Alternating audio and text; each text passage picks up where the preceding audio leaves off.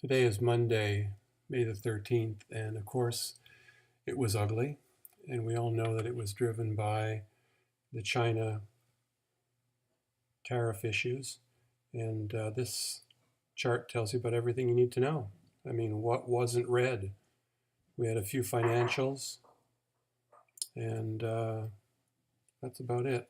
I get rid of this. Guess not. Oh, there we go. And another one. So we really didn't have very much that was green. One utility. Yeah, I'm not going to bother looking at that. The stock market breadth turned out a little bit above zero. It's certainly going to be a lot lower tomorrow.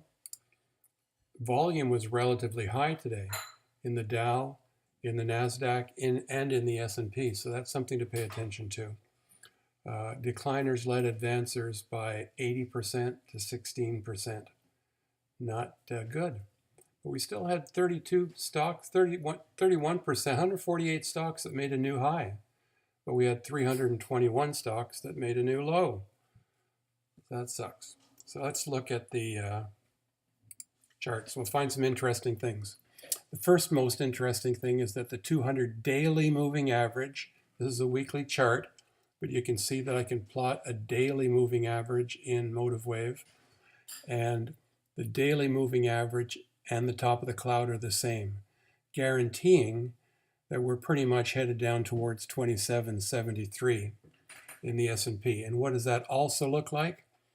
Look at this. The Chiku span could get support here on the week, and where is that? 2773.96, 2774. So we have one cloud, 200 EMA, three different reasons why the market is going down to 2772, which would be a drop of another 40 points. So get ready for it.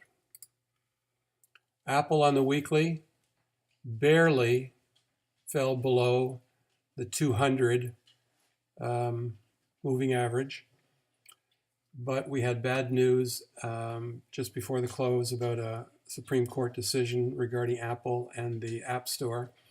So the stock dropped 6% today. I can guarantee you that Warren Buffett is not selling, but it doesn't make anybody feel any better. Caterpillar. You know, when the president comes out and says, stop buying American-made products like Caterpillar and Deere because they're built in China, you gotta wonder. But we've got a gap here that's going to have to be filled, and that was not pretty. Our Gartley is in severe danger now, if not ruled out. So we've got this gap looming down underneath.